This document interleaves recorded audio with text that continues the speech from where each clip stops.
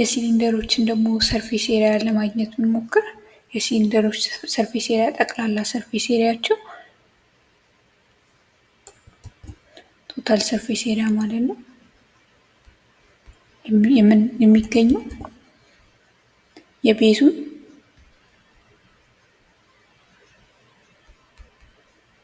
ቤዝ ኤሪያ ቶፕ ኤሪያ እንዲሁም የተጠቀለለውን ሳይድ የዚህ የጠቅለሉን የጎን ሳይድ ኤሪያ በማግኘት ነው እና ላተራል ኤሪያ ብየዋለሁ እና እነዚህን ሶስት ኤሪያዎች ካገኘን ደምረን ቶታል ሰርፌስ ኤሪያችንን ማግኘት እንችላለን ማለት ነው እና ቤዙ እንደምናየው ሰርክል ነው። ሰርክል ከሆነ ደግሞ የሰርክል ሰርፌስ ኤሪያ የክብ ሰርፌስ ኤሪያ ፓይ አር ስኩዌር ነው አይደል? ይሄ ቢሆን ራዲየሱ ፓይ ታይምስ አር ስኩዌር ሳደርግ ሰርክል እናገኛለን። ቶፑም እንደዛው ሰርክል ነው። እንዲያውም ቁልጭ አንድ አይነት ትክክል አንዳቸው በሌላቸው በደንብ አንድ አይነት የሆኑ ሰርክል ነው እና እዚህ ሰርፌስ ኤሪያው የቶፑ የላይኛውም ሰርፌስ ፓይ አር ስኩዌር ነው ኤሪያው ማለት ነው።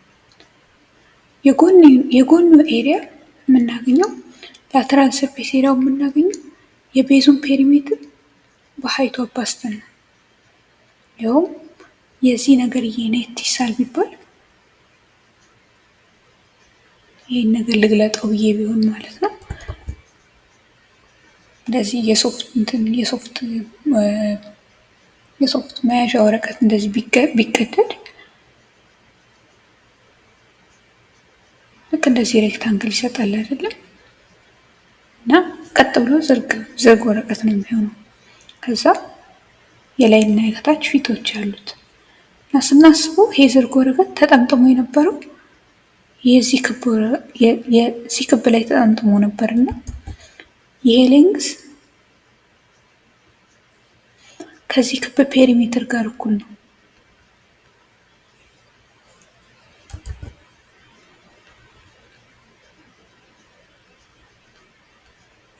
ተጠምጥሞበት ስለነበረ ማለት ነው እና በተረፈ ይሄ ደግሞ ቁመቱ ነው።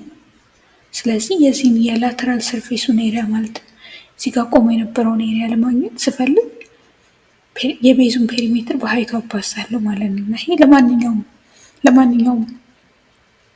ለማንኛውም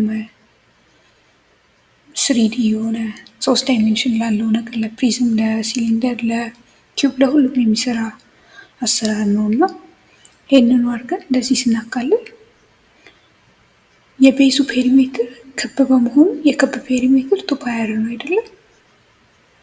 እዚህ 2 ፓይ አር ኤች ይሆናል ማለት ነው ላተራል ሰርፌስ ኤሪያችን።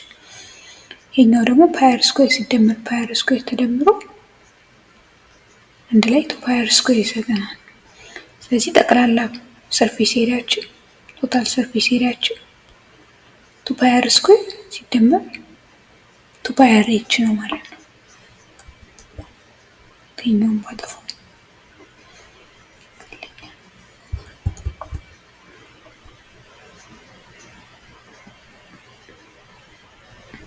ሌላው ደግሞ 3D ፊገሮች እነዚህ 3 ዳይሜንሽን ያላቸው ነገሮች ይዘት አላቸው።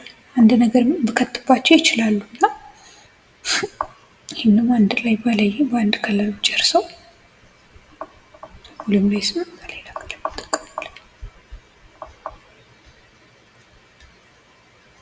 ቶታል ሰርፌስ ኤሪያ ምናል ይኸው 2 ፓይ አር ስኩዌር ሲደመር ፓይ አር ስኩዌር